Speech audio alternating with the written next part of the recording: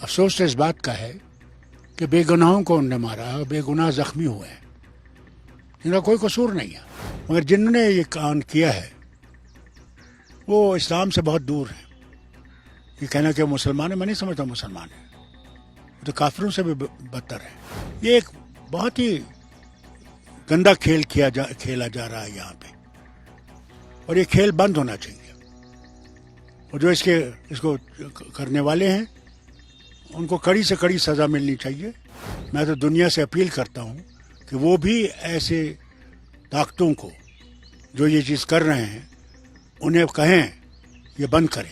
मोदी 3.0 बन रहा था, शपथ ग्रहण सेरेमनी चल रही थी और उसी के दौरान जो है जम्मू में रियासी की जो लोकेशन है वहां पे एक टेरर अटैक होता है। एक सॉफ्ट टारगेट को जो है मिलिटेंट हिट करते हैं। इसमें जाने जाती हैं 10 लोग अभी तक इसमें मारे जा चुके हैं, कई लोग जख्मी हैं और पूरे देश में जो है इसकी आलोचना हो रही है, क्रिटिसिज्म हो रहा है और एक कंडेमनेशन की वेव है। हमारे साथ डॉक्टर फारूक अब्दुल्ला है, नेशनल कॉन्फ्रेंस के पेट्रन। सर, आप ये बताइए कि कैसे देखते हैं आप टेरर अटैक को, क्योंकि जो कोइंसाइड हुआ यहाँ से जो है शपथ ग्रहण सेरेमनी चल रही थी और उसी मौके पे जो है ये अटैक होता है।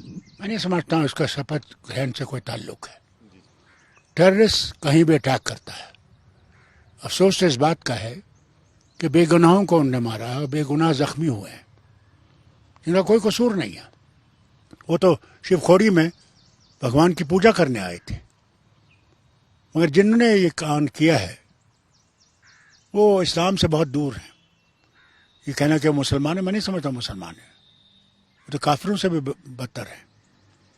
वो इस्लाम इजाज़त नहीं देता कि आप बेगुनाहों को मारो। क्या मिलेगा उससे? क्या उससे उनको आज़ादी मिलेगी? क्या उनसे उनको कुछ और मिलेगा?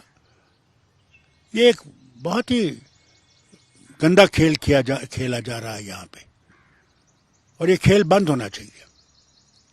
और जो इसको करने वाले हैं उनको कड़ी से कड़ी सज़ा मिलनी चाहिए। और दूसरा, जो उनके पीछे हैं, मैं तो दुनिया से अपील करता हूँ कि वो भी ऐसे ताकतों को जो ये चीज़ कर रहे हैं उन्हें कहें ये बंद करें। इसके बाद कुछ नहीं चलेगा, क्योंकि ह्यूमन लाइफ को ये इफेक्ट कर रहे हैं। सर, हमने देखा शिफ्ट हुआ है, एक किस्म टैक्टिकल शिफ्ट है कश्मीर से जम्मू की तरफ। कश्मीर में जो है काफी मिलिटेंसी के रिलेटेड इंसिडेंट जो है कम हुए हैं और जम्मू में लगातार पुंछ, राजौरी हो और अब रियासी हो। तो कहाँ देखते हैं कि क्या आपको लगता है कहीं ना कहीं चूक है सुरक्षा एजेंसीज की कि वहां ध्यान नहीं जा रहा है, क्योंकि एक के बाद अटैक हो रहे हैं और लेकिन खिलाफ जो है कोई कार्रवाई अभी तक कोई सब्सटेंशियल नहीं हुई है?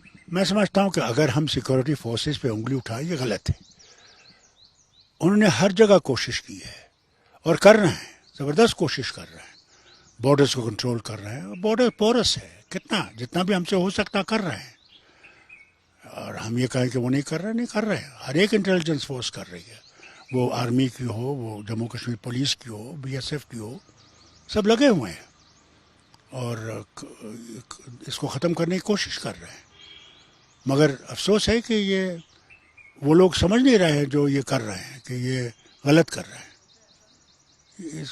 और मैं तो ये कहूँगा कि हमें बहुत एहतियात करना चाहिए अब, क्योंकि अमरनाथ यात्रा होने वाली है। और मैं तो अपील करूँगा हर एक जम्मू कश्मीर के सिटीज़न से कि इसे ख्याल रखें कि कोई ऐसी वारदात ना हो जिनमें जो अमरनाथ जी के दर्शन करने आए उन पर कोई भी नुकसान हो। इसका ख्याल रखें। सर, कल जो है शपथ ग्रहण भी थी और 3.0 जो मोदी गवर्नमेंट बनी है, क्या चेंज आप देखते हैं पिछले 10 साल से? आपको लगता है कि जो कोalition के साथ अब एक नया तरीका आएगा? आपको लगता है कि ये सरकार चल पाएगी आगे, सही से चल पाएगी? और कैसे देखते हैं बीजेपी विद कोalition इस बार NDA का ज्यादा जोर है? देखिए, मैं तो पहले वजीर आज़म को मुबारक करूं कि वो तीसरी दफ़ा हुकूमत बना रहे हैं। ये हुकूमत अब बीजेपी की नहीं होगी, ये NDA की होगी।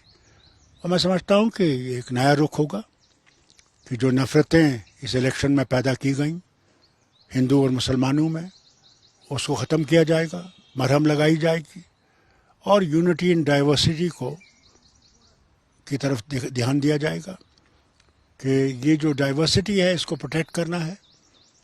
उसी से मुल्क बनेगा, उसी से मुल्क आगे चलेगा। अगर हम डाइवर्सिटी को प्रोटेक्ट नहीं करेंगे तो हम फिर कहाँ चल सकते हैं। हमारी लैंग्वेजेस डिफरेंट है, हमारे कल्चर्स डिफरेंट है, हमारी सब कुछ डिफरेंट है। बंगाल में, वो तमिलनाडु में, जम्मू कश्मीर में, हर जगह। और सरकार की आलोचना ये हो रही है कि इस बार भी जो सरकार बनी है या बीजेपी के जो एमपीज हैं, मुस्लिम रिप्रेजेंटेशन जो है जीरो है, चाहे मिनिस्ट्री हो या एमपीज हो। तो अब जो नया जो डायनेमिक चेंज हुआ है उसमें आप कैसे देखते हैं इस चीज?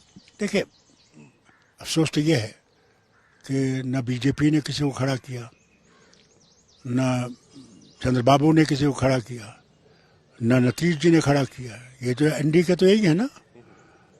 तो ये तो हमारी जो 22 करोड़ मुसलमान हैं उनके लिए फिक्र की बात है कि उनका कोई नुमाइंदा आया नहीं हुकूमत में। मैं तो उनको नहीं ब्लेम करूँ, मैं करूँगा अपने मुसलमानों को ब्लेम करता हूँ कि वो कहीं नहीं रहे, उनने इसी तरफ कोशिश नहीं की। और उम्मीद करता हूँ कि आगे वो कोशिश करेंगे, और मैं उम्मीद करूँगा कि राज्यसभा में ये मुसलमानों को लाएंगे और मुसलमान अपनी रिप्रेजेंटेशन कर सकेंगे। सर, बदले हालात हैं, बूस्ट मिला है इंडिया अलायंस को, जो ये सरकार बनी है, और टेक्निकली अगर आप कहें तो इंडिया अलायंस ने भी कोशिश नहीं की इस बार जो है सरकार बनाने की।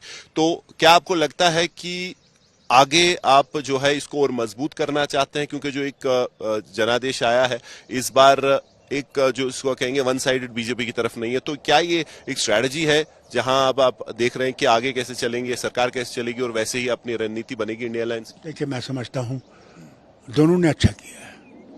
ये नहीं कह सकते आपने कि इंडियन अलायंस ने अच्छा नहीं किया। किसी को उम्मीद थी कि इतना होगा? आपके तो मीडिया तो बार बार यही कहता था 370 पार, 400 पार, 500 पार। तो उनको तो शर्म होनी चाहिए। आज तो उनको माफ़ी मांगनी चाहिए लोगों से जो ने ये प्रोपेगेंडा किया।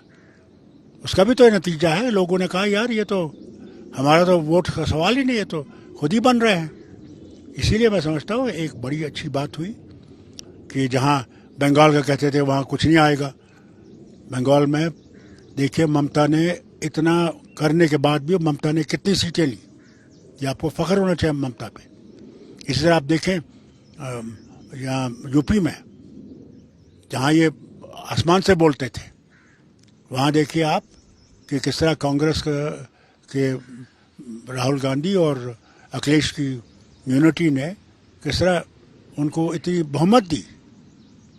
और महाराष्ट्र में देखिए, हर जगह देखिए आप, इंडिया गठबंधन ने बहुत अच्छा किया है। जहाँ नहीं किया वहाँ पे हमें कोशिश करनी चाहिए, देखना चाहिए हमें वहाँ क्यों ऐसा क्या हुआ जिसकी वजह से ये हुआ। मगर आज इस पार्लियामेंट में एक अच्छी बात यह है कि पिछली पार्लियामेंट जब मैं मेंबर था वहाँ तो सुनते ही नहीं थे। आज इनको सुनना पड़ेगा, आज इनको जवाब देना पड़ेगा। आज वैसी स्थिति है पार्लियामेंट में।